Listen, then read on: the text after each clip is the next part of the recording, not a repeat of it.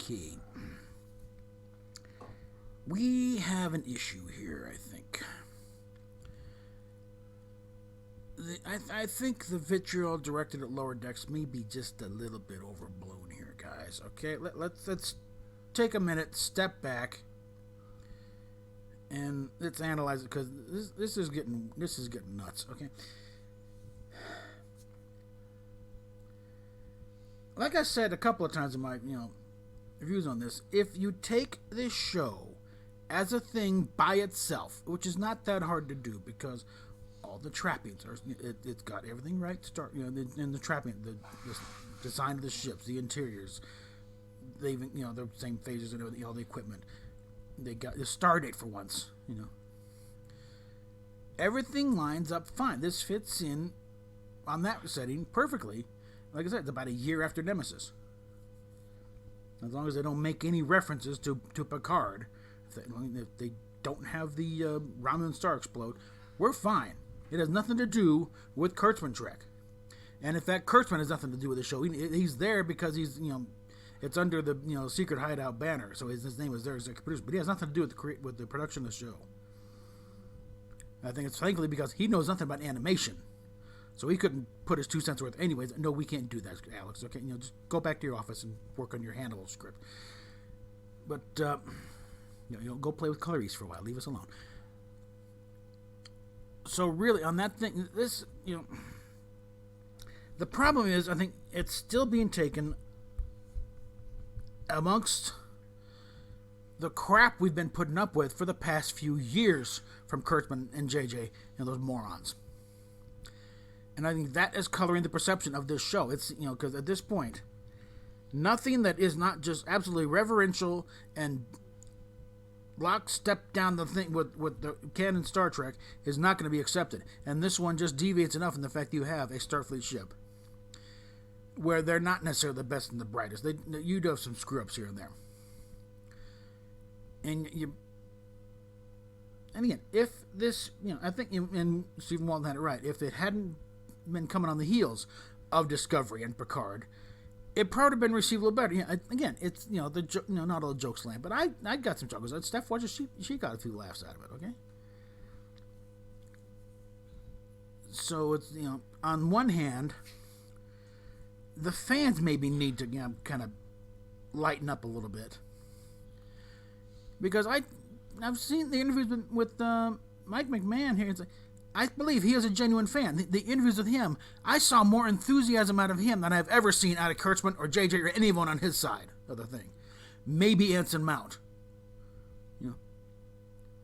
But everyone else, production-wise, they clearly don't have a clue. Kurtzman's quoting stuff out of either their memory alpha or stuff out of the catalog on something that was, associated with an episode. Oh, yeah, and then you just read the catalog, you asshole. You haven't seen the episode.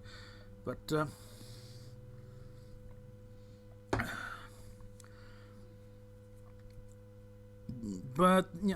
and it's also meant it's Star Trek has been described as like learning a second language.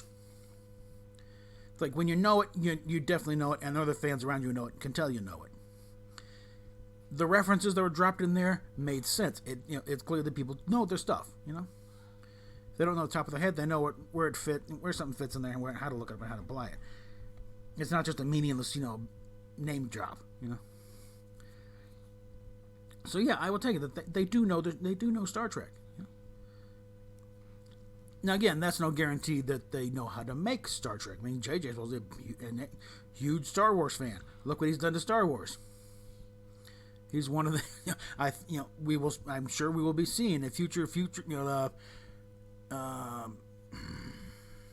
Real boneheads in cinema thing coming up on him. We've already got the one on Kathy Kennedy, and of course the one on Kurtzman.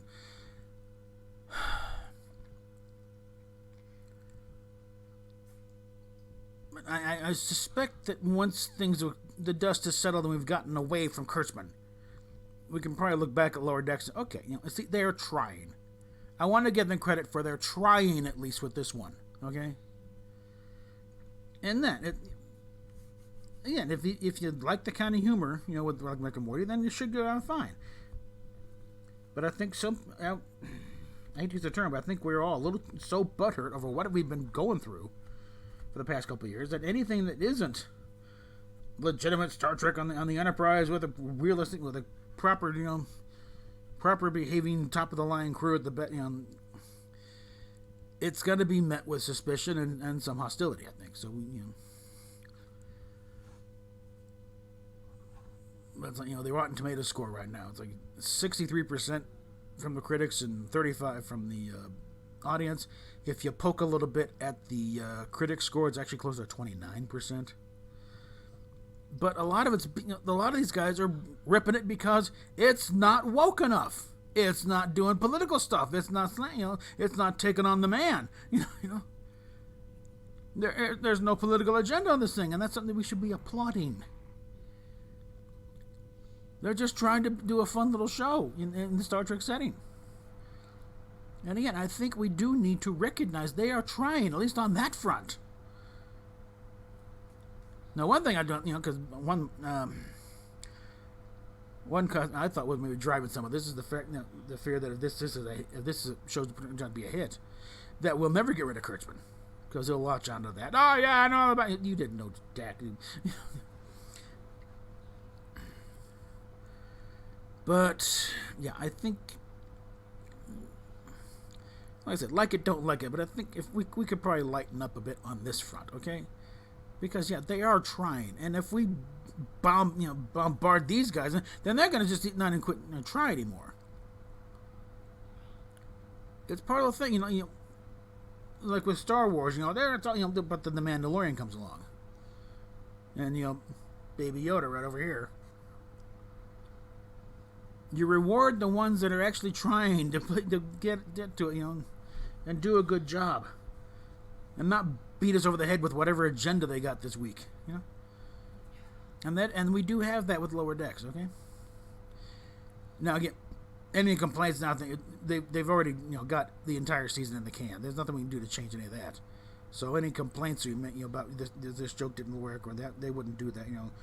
Starfleet would not allow this sort of thing. Hopefully those complaints will be addressed in the second season, and they got a second season lined up. Animation cheap; they can actually pay for it themselves, because when they can go with it, without a foreign, distribution deal. And something that nobody's touched on yet that I've seen is CBS has already announced they plan on launching their own global service early next year. Which, yeah, we'll get it to a global audience, but that doesn't affect of how to fund something like Discovery or Picard, because that was they were relying on that money in order to produce something in the first place. And if it's still their own service, they ain't getting any foreign, any outside investment coming in. So Strange New Worlds and Section 31 and anything beyond what they got already is still probably dead in the water. And there's also a thing I'll probably pop it up here, where from Mr. Angry Mr. Fibble, where they all movies are canceled, and the gal over at Paramount in charge of this thing has openly talked about the irreparable damage Kurtzman has done to the franchise, and they're already trying to figure out a way after him. Now, they can't buy him out right now. I think once that number of how much left in his contract in order to buy him out, once that number drops to a reasonable level, I think I fully expect them to pay him out and get rid of him and start soliciting somebody else who can fix this thing. Because it's too important a franchise. It's like Star Wars over Disney. It's too important a franchise to just put on the shelf. They need to get it working, because at its heyday, Star Trek was $1 billion a year franchise. And now it is like, you can't get any. There is no. It's brought down the original, the classic merchandise. It's affected the entire thing. It used to be at least, at least the original stuff is. No, even the original stuff is not selling anymore. They pissed off so many people. And if CBS like to show backbone here and there, instead of we enjoyed our time without, no, they will make it very clear, this guy is poison. Do not hire him. get the old thing, you'll never work in this town again. Make it true in this case. How much damage to IP does this guy have to do? He destroyed the Universal's, dark universe in one movie. He put the kibosh on what Sony had planned for Spider-Man after Amazing Spider-Man 2. I think that was around Christmas, and so they're still talking about it. I think to keep a brave face up, but I don't think we're going to see a Sinister Six. No one cares about the Sinister Six.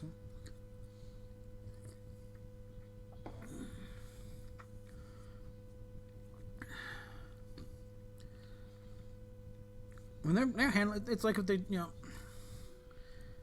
it's like if Marvel's tried to do the Secret Wars before they even got the Avengers founded. That sort of thing. Always trying to get to the big thing, and you got to build up to it, okay? Why haven't the Dark Phoenix movies worked? Because the Dark Phoenix saga took about 10 years, a few years to build up to. That was a very long storyline, just having her become Phoenix in the first place. The character had been established for the first issue, of X-Men, we see Jean Grey, and it was well into the 70s when she finally turned into Phoenix for the first time.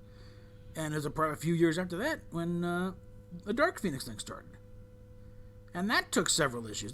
There's a whole trade back just of the Dark Phoenix stories. You got to build up. You got to, get so the audience cares about these things. And we're going off on a tangent. So, no, I think we need to figure out a way to judge the show on its own merits and not measure it against the other crap that Kurtzman is responsible for and did produce himself and write and direct in cases. Because this is a course correction. It's recognized for what it is. This is trying to bring it back in line. And it's only one episode so far. Yeah, did they succeed? No. The jokes are kind of obvious. I mean, and you want to talk about breaches and protocol and stuff. Again, this is not the Enterprise. This isn't even close to the Enterprise. This is way down the list. Okay. Voyager is a more frontline ship than the Cerritos. And again, the things they don't like, bunking in the corridors. It's like that's not hard to retcon into, because think about it for a second. Next Generation premiered over 30 years ago, and this ship is very much of that era. So this could be a pretty old ship. In fact, it would fit perfectly in with the entire format. It's not a top. It's an old ship. Probably started off with fewer crew. And they're doing second contact. It could very well be a thing where normally, if they may very well have them up in the saucer thing, but for certain time, nope, you guys are going down to the lower section while we entertain some VIPs up in the saucer. That's what or they decided they need more room for equipment. So you guys down below, And that kind of section really doesn't strike me as a place they would have a lot of quarters. So guess what? We're going to retrofit the quarters. So it's stuff that doesn't work because they're playing within the sandbox with the rules. So we can work within though and make it all work. Even I keep hearing a place about it's not right. It's rubbing down that way. Again, where is it written that any race can only have one kind of booze? Romulan whiskey is not a violation of anything. And what should be? No, look. What color is a good beer? What color is whiskey? Same color. Move on. See, when we start going after stupid little nitpicks like that, that's when I start getting irritated. Because that doesn't matter, okay? That's not stuff that matters diddly squat, okay? Because it's an easy fix. Okay, so Romulan whiskey and Romulan beer, Romulan ale, same color. Who cares? Move on. How many different kinds of whiskeys alone has Earth got? Never mind move into brandy, wine, beer, ale, lager. Isn't like Rama's just going to say, we got ale. Okay, job done. have all kinds of different kinds of booze, for Christ's sakes. Come on. Have we gotten so damn narrow-minded in this thing that we can only have Romulan ale? That's it. You're not allowed anymore. Bullshit. That's when you're looking for things to nitpick, okay? Let's save the energy for the stuff that actually matters, okay? And again, I think everyone's going on about, oh, she's just another Mikey Spock. No, I think she's a parody of Mikey Spock, okay? She's a parody of the Mary Sue type character. She should be commanding her ship by now. Well, if she learned to obey the rules, she might be commanding her ship by now, but she's a screw up, okay? She doesn't like being told what to do. She doesn't, and probably, overbearing mother. You can tell that right now, just by watching how she runs the ship. I want everyone in lockstep. I wouldn't want everyone in lockstep, if I was in command of this ship. Leave a little room for personal initiative here and there. You lay down some rules, but it's like, other than that, it's like, let the people do their jobs, okay? And let's see. Again, it depends on, we don't know how she screwed up on that first contact with this planet, or other thing, she got. there have been consequences for her actions. She's been on 5 ships. She got busted down to ensign. Like I said, I'm guessing she probably by all right should be a lieutenant commander by now. Maybe even a commander. She applied herself, but she doesn't like following the rules, and she's not rewarded for it. I don't think she's going to be promoted. I think she's going to stay an ensign for quite a while here. And I think it's a case of this, every other ship probably said, we can't handle this idiot. And I think it's a case of there probably is a lot of protocols, Private Ryan style, where, putting family members in the same ship is probably not, a good idea. But actually, I think it wasn't. I have to look up that case, because there was the whole plot of Saving Private Ryan. Based on a true story, but actually that case that guy was actually in the Asia, I think Burma, and they do after him. But someone decided, a little more, interesting if we put it in Europe, around D-Day. So, but I'm not sure if they were the Navy or those guys that went down, or what. But 3 brothers, in the same unit, so they wiped out the family line. So. Therefore, the rule came in that you could not have family members serving in the same unit. I'm not sure if the Navy. Well, again, Starfleet is not the Navy. They're not the Army. They are a different service, and as such, they're if you get. And in this case, I could certainly see a special dispensation, because they, Admiral's daughter, they don't want to court-martial her and make a scandal out of that.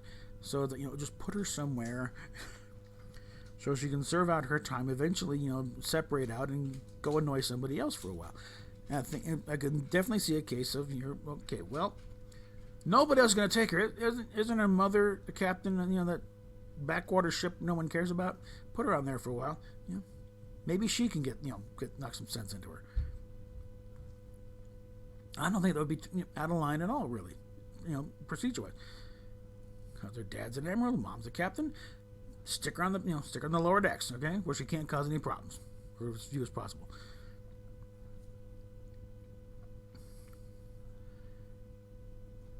And again, the fact that they have these, this ship, this setting, it is well within the parameters of Star Trek. Because I think, McMahon and his bunch, I think, have recognized that Star Trek is not a big, sprawling saga like JJ said in his prep of it. And it's not really a platform. It's a setting. It is a format. These are the ships are like this, the tech is this, here's the organization. And you can do whatever kind of story you want. Star Trek has done comedies. It's done tragedy. It's done gothic horror. It's done war stories, But any kind of genre you can think of, there's been a Star Trek story within it. That's done it. And sometimes, yeah, it gets political, but other times, no. Because that's the thing, even though Star Trek has always been political, it's done political stuff throughout its history, but it hasn't always been political. Not every episode is a political diatribe. That's what they conveniently forget.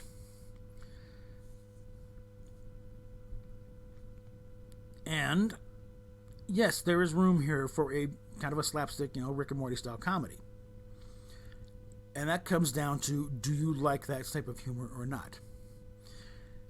The animation style is not quite as off the wall as Rick and Morty. It's built back a little bit more realistic, but peeled back just a little bit. The anatomy isn't quite so out of whack, for instance. And again, the interiors and the design of the ship. The only weird thing is the fact that I don't think a turbolift can fit in those struts, but apparently they established it. So.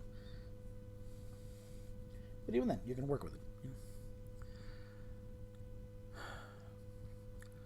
So I think this might be an opportunity for the fan base and our segment of the Fandom Menace to maybe take a step back and let's look in the mirror a little bit. Are we overreacting here, guys? Okay. Like I said, it's not. It is. I think one thing. The Kurtzman stuff, and it's a small thing, but it's it maybe grabs from the straws, but the straw is definitely there to grasp.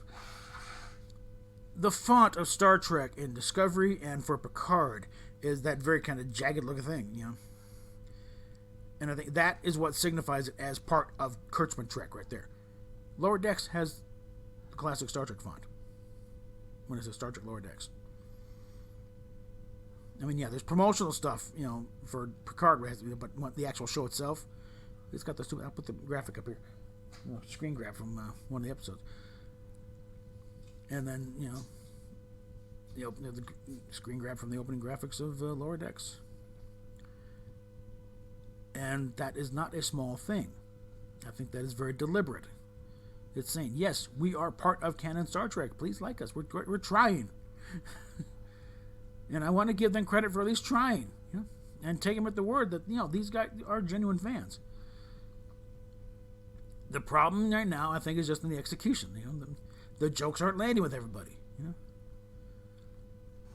And I think it's just in the current environment, nobody's really in the mood for a Star Trek comedy. It's coming across as disrespectful and another slap in the face of the fan base, when I don't think it is. And you have to separate it from the rest of the, this Kurtzman's name is on there only as the fact that it has to go through, through secret hideout. That's the kind of thing, but Kurtzman has nothing to do with this show. Okay? He's getting a piece of the action. I think there's maybe the one show where Rod Roddenberry can raise a concern and it'll be listened to.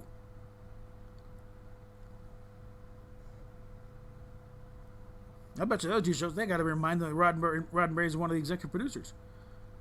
Oh yeah, we have, he's just there for geek cred. But I'm pretty sure that if Rod poked his nose into the writer's room at Lower Decks, he'd be listened to. He'd be brought into the process. In fact, if he hasn't already, I'd recommend that. Mike McMahon, bring Rod in. He needs some experience in doing this kind of thing, okay? I mean, yeah, he worked on Andromeda and Final Conflict, but now I think he needs some actual experience with Star Trek here, and I think he would be very, very useful. Because he's had to do a little crash course study himself over the past few years. Because he was a Star Wars kid. Star Wars is what his dad did. He didn't.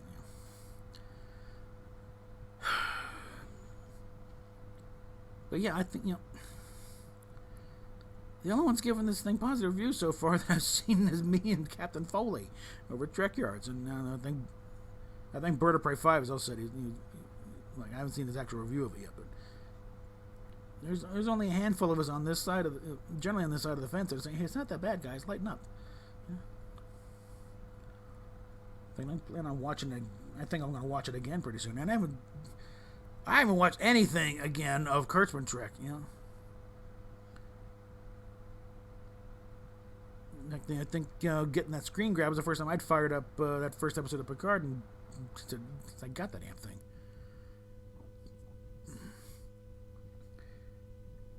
But yeah, that's about it. I think it's, we need to take a step back here and rethink this a bit here, okay?